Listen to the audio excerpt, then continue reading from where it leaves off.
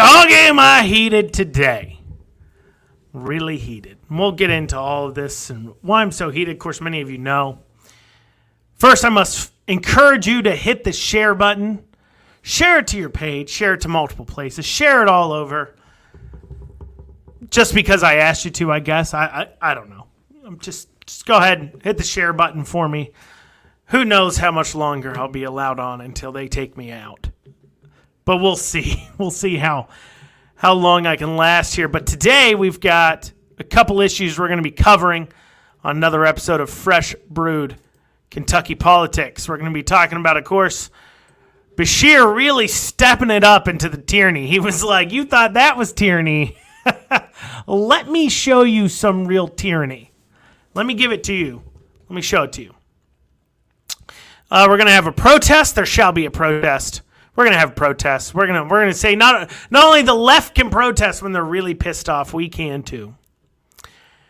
And we'll be talking about the CEOs, 100-some-odd CEOs meeting about voting IDs being racist. But if you guys want to support us, please go to brewedco.com, brewedco.com. You can buy some coffee. You can buy some gear there. You can come visit us in the coffee shop. If you just want to give me money because you want to help pay for like court battles and things like that, you can. You can go to donate.brewedco.com, but you don't have to. You don't have to. Your words, your supports, and your shares are more than enough to make me feel like I can keep going on this front. And it is hard sometimes. I tell you what, today, when I put out a call for us to peacefully assemble, somebody promptly tweeted at me, how about I come peacefully take a S word on your front porch, which led me to ask a lot of questions. Like, is the guy from California? Is he like a homeless guy from California? Like, what's the deal there, right? Like, I had a lot of questions because, of course, nothing screams the tolerant left like taking a crap on your front porch. Anyways, going into it today, Beshear's holding us hostage. Now, people talk a lot about tyranny. I think you'd have to be, I don't know, blind, not willing to, I don't know. But you got to be a very special person to not see what Beshear is doing is morally corrupt, wrong, and quite literally exactly what tyranny is. It is. It full on is. Let me tell you what he's doing here. Beshear has said that he's not lifting any of his mandates anymore until 2.5 million Kentuckians are vaccinated. That's 900,000 more Kentuckians. To put that in perspective for you guys, we only have 3 million in Kentucky over 18, right around 3 million. Over 18 in Kentucky. That only leaves 500,000 not complying. Now, I hear a lot of people out there saying, oh, there's enough sheep and stuff to take the vaccine. They're going to do it anyways. I'm going to be honest with you guys. I don't think there is. And I don't think there is for a lot of reasons. One, for some reason, what we say and what we do is resonating with a lot of people. The other reason why I don't think there is I'm looking at the evidence. Let's look at the evidence here. How many articles, how many times, how many news stations are running stories, ads, newspapers, whatever, and they're saying we have not hundreds, but we have thousands of open vaccine appointments available for you tomorrow. How many? I see story after story of them saying we have thousands of appointments open tomorrow. Come set your appointment, right? We see that their behavior on the vaccine, they've opened it up to 16 plus, much, much faster than they had originally planned. Now I ask you, how many people out there believe the government suddenly got really good at doing something, in this case getting out vaccines, because the government's never been like good at anything? And how many of you think, if you really start to think about it, think it is because people aren't getting vaccinated, especially in the younger groups? Right now, we're sitting at about, of that 3 million, just over half of them vaccinated. That might be all that want to get vaccinated. And it's quite literally a simple thought process here. If you are older, you look at the numbers and you say, man, I sure am at risk of COVID pretty heavily. Maybe I should get this vaccine. If you're younger, Like myself, I'm 28 years old. I know, hard to believe. I am but 28, but yet I feel like I've lived a lifetime over the last year because of what this governor has done to us. But if you're like me, you look at the numbers, man, under 30, according to the CDC. Now, the CDC only counts confirmed cases. See, the state will say we have 8 deaths under 30 in the state, but the CDC will say we only have 3 deaths under 30 in the state. So you look at those numbers and you say, well, geez, oh, Pete's. COVID doesn't seem to be that dangerous to me. I don't think it's worthwhile for me to get vaccinated. It's not going to protect me in any way. I think if you're even younger, 16 years old, or your children, and you have 2 cents in your head, you look at the numbers and you see that according to the CDC, 0 people under 20 in the state have died from COVID, and you say, you know what, maybe I don't give them the vaccine. Maybe I don't give my kids the vaccine. If I'm under 20, if I'm 19, 18, 17, 16, I don't get the vaccine because nobody has died from COVID. Literally, think about this. If one child dies from the vaccine in Kentucky, that is one more. That is more deaths from the vaccine than from COVID in the state of Kentucky. That is certainly worth considering when you're making this free decision. That's why you see very high vaccination rates in older adults, and you start seeing them peter off and become lower and lower as the risks get lower and lower. Because I believe us Americans are not idiots. You're not idiots. Now, you listen to their narratives and what they tell you, and you look, and you're like, okay, I see it. But then the minute they start being like, now let me go ahead and put this vial of something in you, you start to say, and you stop for a second, and you say, hold on a second here. Let me do a little bit more research before you just go jabbing me with that. And the first thing you're going to research is, what is my COVID risk? And when you quickly look and you see, nobody in my age group is even dying from this thing, it's not hard to figure out you'd rather not take it. On top of that, there's many of us who know both Pfizer and Moderna have released studies on this. The CDC has a hard time acknowledging it, as captured on phone calls with Thomas Massey, and he's posted those recordings. I think it's incredibly important for you to check those out if you haven't. That the CDC is lying to you when they say you should get vaccinated if you've had COVID, and they're lying to you because they're worried that you'll think you've had COVID and you really haven't, because maybe you got a false positive because they can't tell you their testing didn't work. And you won't get vaccinated, and you should have. And so they're lying to you to tell you if you've had COVID, you still need to get vaccinated because they're worried about giving you a false positive, or you didn't get tested at all, you're just convinced you had COVID, so you go ahead and you won't get it. Now, I don't know, what's that say about this deadly virus, this terrible, terrible pandemic virus, that you could maybe have had it, but not really had it, but not really had it? I don't know. Anyways, but they don't want you thinking you've had it and then not getting vaccinated. They've admitted that. So they won't tell you that. But most of us are intelligent enough human beings to know, well, hold on. You get immunities from COVID, and it is true. There's been less than, last article I read, less than 50 confirmed in the entire world. Over 35 million COVID cases, entire world. There has been less than 50 reinfections. Less than 50.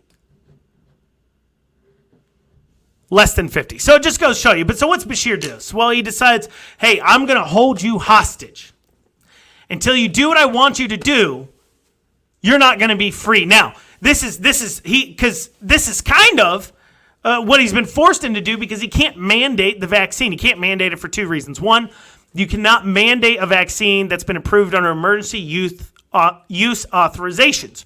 You also can't mandate a vaccine as a government. Can't mandate COVID because SB 8 passed this fall. SB 8 passed this past fall here. And so because of that, and because he can't mandate it, he's doing something that is much more eviler. Sorry. bad grammar. He's doing something incredibly evil. And I believe it was Harvard that did a study on it. It could have been another school, but there's a study done on monkeys. And what they did is they hung a banana from the top of the roof of a cage. And they put a ladder in the middle of the cage. And every time a monkey climbed the ladder and got to the top, they would spray the rest of the monkeys in the cage with a water hose. It only took a few times for the monkeys to quickly catch on and realize that if you start climbing this ladder, the rest of them will get sprayed. So every time somebody went to climb the ladder, all the other monkeys in the cage would start to beat the person up. And this is exactly what Beshear is doing. In fact, I would say it's reckless in the sense that you are inciting violence on those of us who don't want to be vaccinated. You're inciting violence against us by people who believe that the ticket to their freedom is just us complying. You're inciting violence on us. And what's scarier about that study, that was just part of the study. What's scarier about that study is they started to remove one monkey at a time. So they remove one monkey out of the cage, they put a new one in. And that monkey would quickly learn from the rest of the behavior that if you tried to climb that ladder, we'd all beat you up. They joined in, and they quickly realized if you climb the ladder, you beat up people. And they steadily replaced the monkeys one by one until there was no monkeys left that had ever been sprayed by the hose. So you had an entire cage full of monkeys that had no idea what would happen if you climbed the ladder and reached for the banana. They had never been sprayed themselves. But yet, every time a monkey tried to climb the ladder, they would all beat them up. They didn't even know why. They just knew groupthink told them to do it. And that disgusting psychological anomaly that occurs with humans sometimes, that says that group think, the power of the mob, one of the uglier sides of human beings. That truly is. I mean, our founding fathers believed the most important rights were those. The most important rights were those that were going to the individual. That's what our founding fathers believed.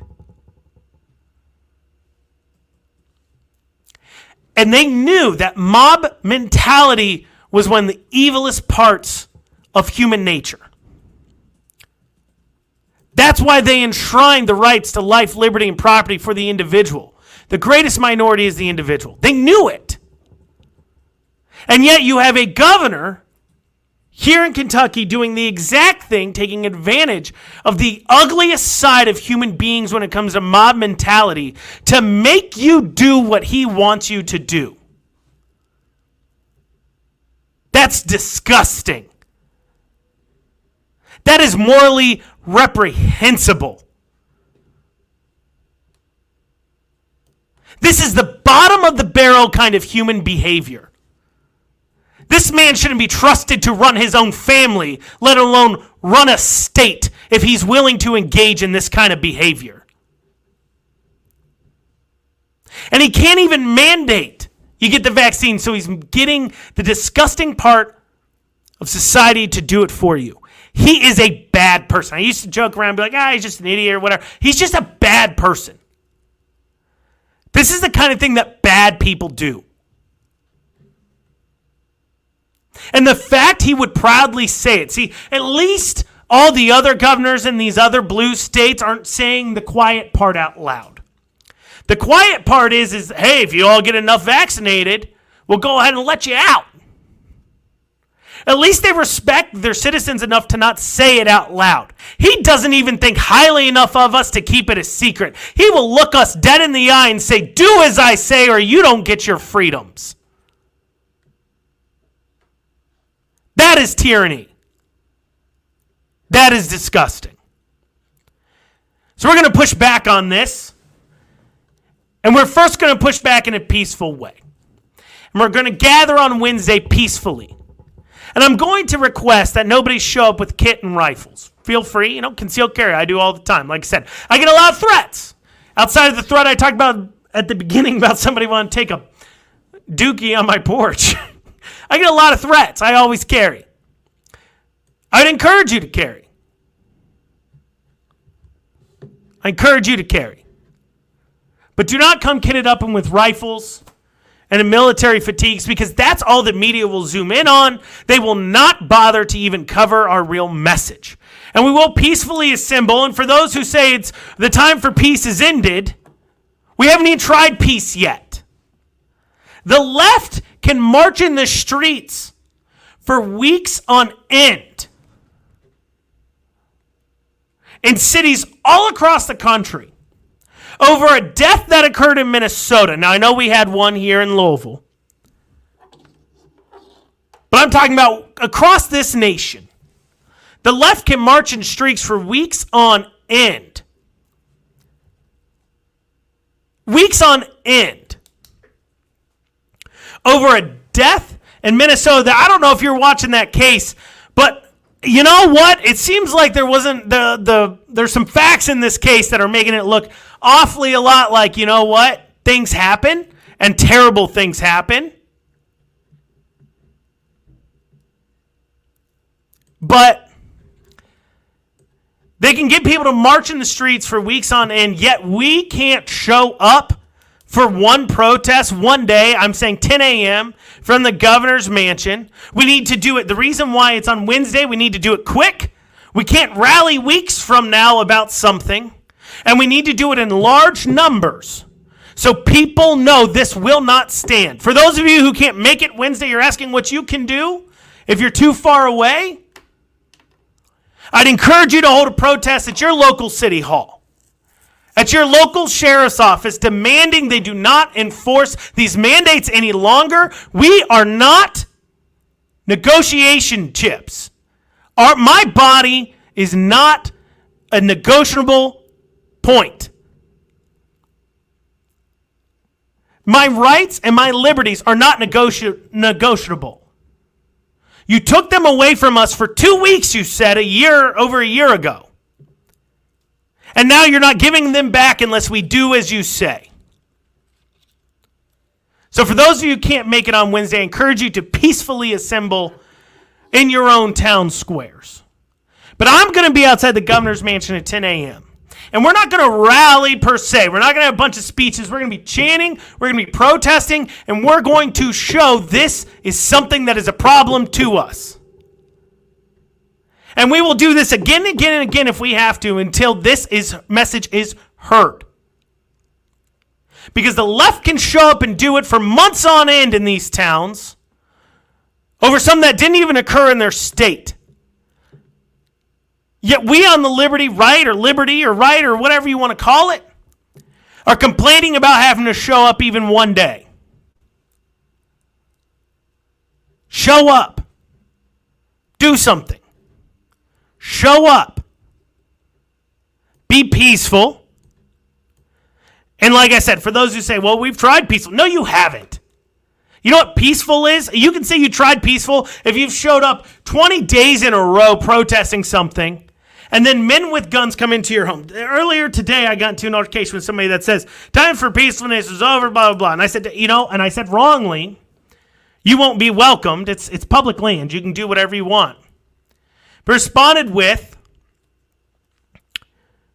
oh yeah, time for peacefulness is over. We do not use guns and violence for the end of to get our political means. Democrats use men with guns to enforce their policies on you. We do not. We defend ourselves with guns from those who want to enforce policies on us with guns. But we do not enact our political will through violence. We are different than them. So no, I will not resort to violence for my political ends. I'm not a Democrat. They're the ones who do that. What I will do is I will show up and I will make sure my voice is heard. And I encourage you to be there to make sure your voice is heard as well. That is 10 a.m. Wednesday, the 14th April 14th, out in front of the governor's mansion. 10 a.m. Show up. Don't wish you could do more later on. And please, like I said, do not show up visibly armed. So that way the media just zeroes in on you and instead isn't zeroing in on the fact that you have people standing there protesting this idea that we need to negotiate with you. Whether you've gotten the vaccine or not, I don't care. If you want to get the vaccine, go get it. That's not what this is about. This is about a simple idea. And the very fact that you think, Governor Beshear, you think, the very idea that if you, X amount of you people do this vaccination, which is a liberty, which is a choice, I will reward you with your liberties and your freedoms, more of them. That is wrong, and that's what we're protesting. As our founders said, those who give up liberty for a little bit of security deserve neither. And I promise you this much. You give up your liberty and you get vaccinated when you don't want to. If you want to, get vaccinated. But if you don't want to, and you give up your liberty to get vaccinated because he's saying you have to open this back up, I promise you this much. If it works, this will not be the last time it happens. This will not be the last time it happens. They will keep doing this the minute they know it will work. And we have to stand strong on this. And as I said, for those of you who think he's going to get 900,000 people vaccinated, I don't think he will. They're having a problem. You don't push something this hard on us if people want it. I don't think they will. I think there's more people than you think there are who aren't wanting to get vaccinated if you're one of us who doesn't want to. And there's a whole heck of a lot more people than that who believe it should be a choice. This is like the plot of a bad movie. It is. Like, you know what's funny is we actually joked about this. If you go on our Facebook like 2 weeks ago, I made a post that said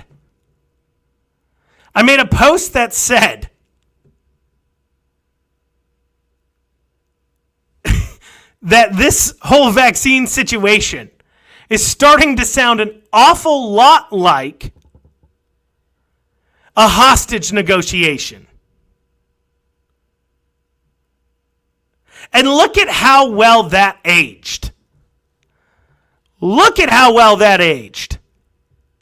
It has literally become a hostage negotiation. Now listen, and you know what's best is it's literally like, all right, you send me some pizzas, I'll give you a hostage. He's literally saying, 900,000 of y'all get vaccinated. The restaurant's going to have more capacity, but I'm going to keep in the 6-foot distancing rule. And for those of you who own restaurants, you and I both know the capacity isn't the problem right now. The 6-foot distancing rule really is the issue because it doesn't matter what you open us up to, we still can't hit it. Still can't hit it.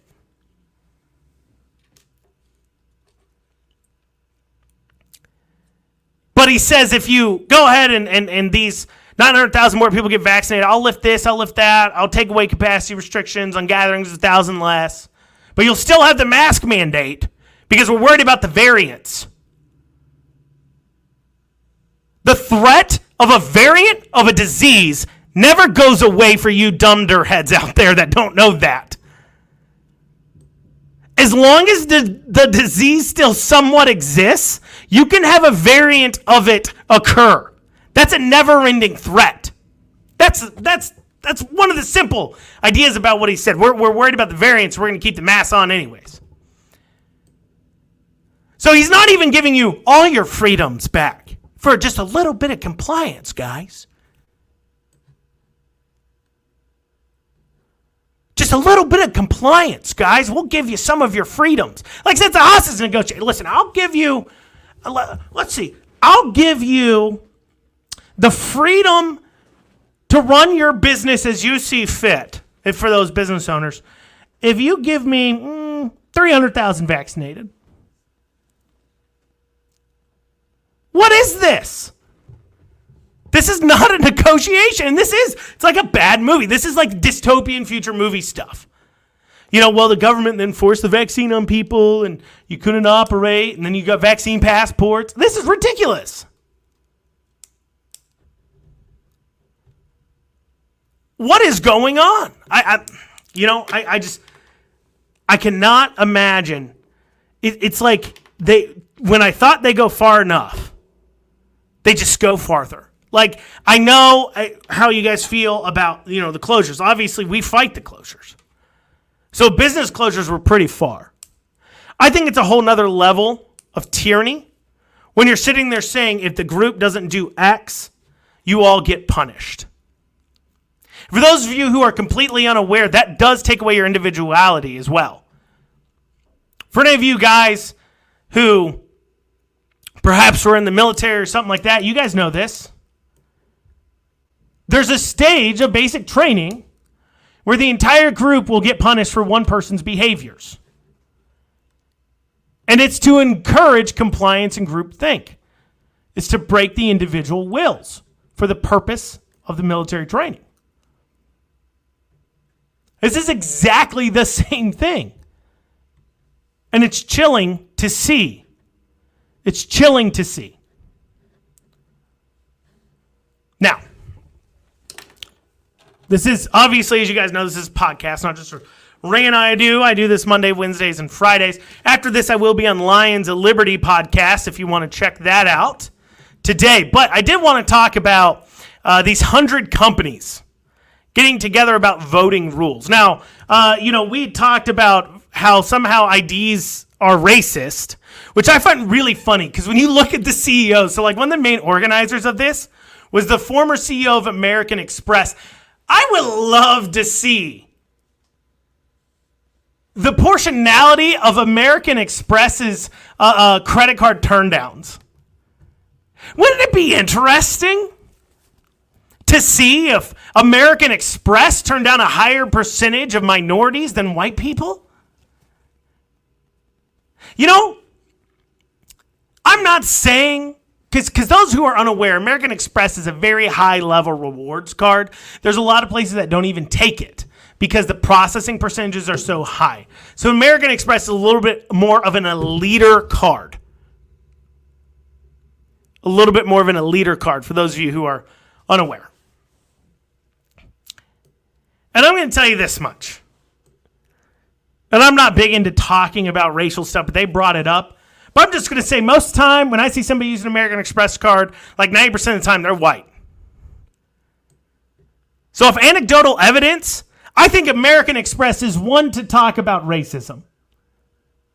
I'd love to see, do they have a proportional makeup of the United States racial breakdown of card users? If we have 30% African American in this country, I don't know what it is, but let's say that's it because personally I don't really pay too much attention to that. But let's say we have 30%. Does American Express have 30% of their card holders being African American? If not, that seems awfully racist. But yeah, he was CEO of it, and he's going to tell us all.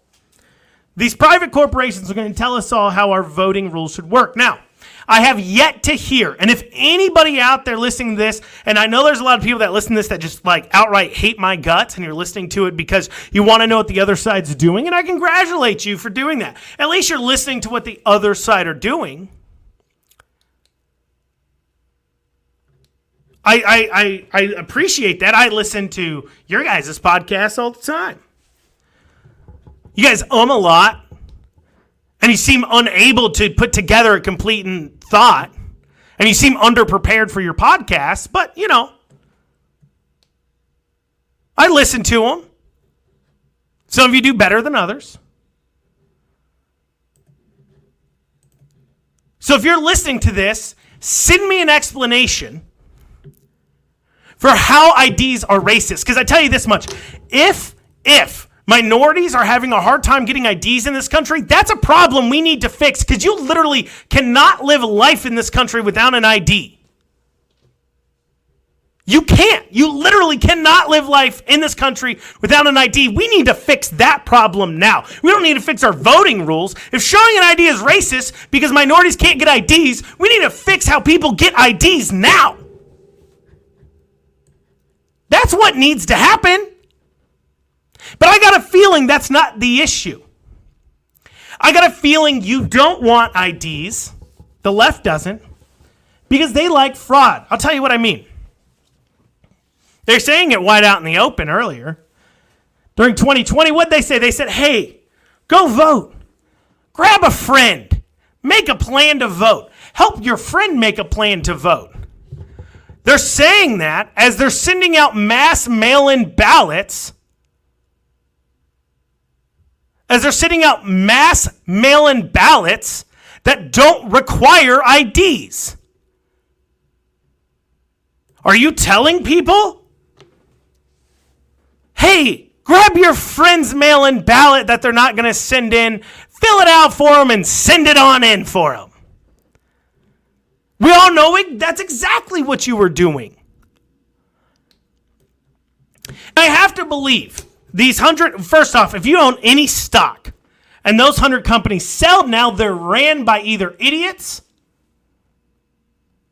Clearly, because if you honestly believe having to show ID is a racist thing, you shouldn't be running a large company. You shouldn't be. But I know they don't really believe that. They just like the fraud.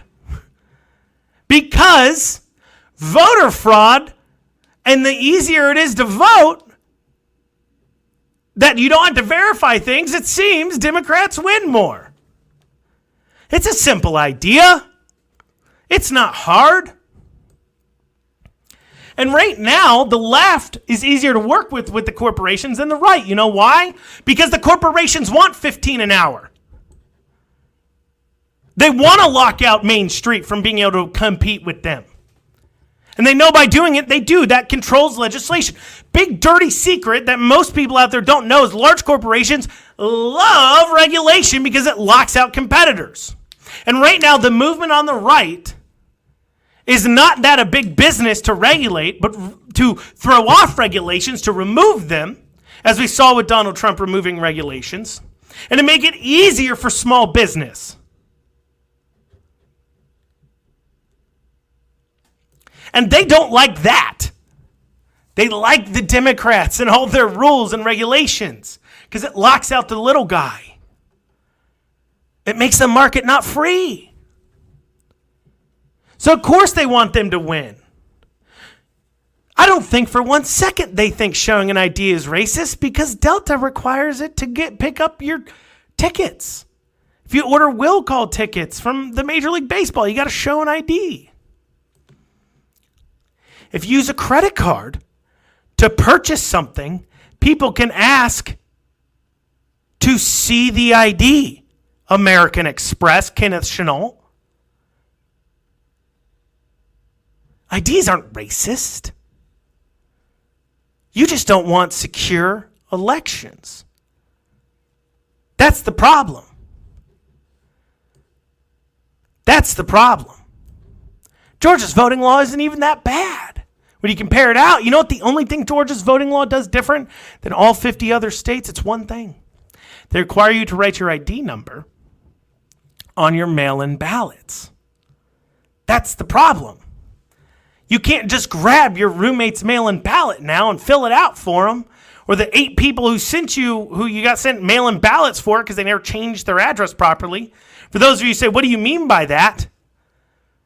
When the governor released a KSP to come investigate me because he decided I was worth investigating, don't get me started.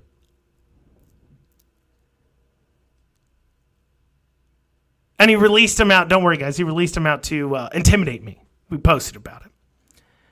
They went to the wrong home address. I haven't lived there for 3 years. So yeah, the government doesn't know who to send these things to. So you can't grab it anymore and vote how people want to. Can't just fill it out for them and mail it in.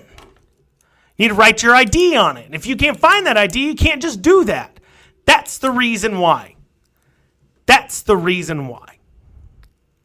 And these 100 companies are either being run by idiots who believe that IDs are racist, means you should drop your stock from them and sell it now, because that company's going down quick. Or two, they're okay with election fraud. And last I checked, isn't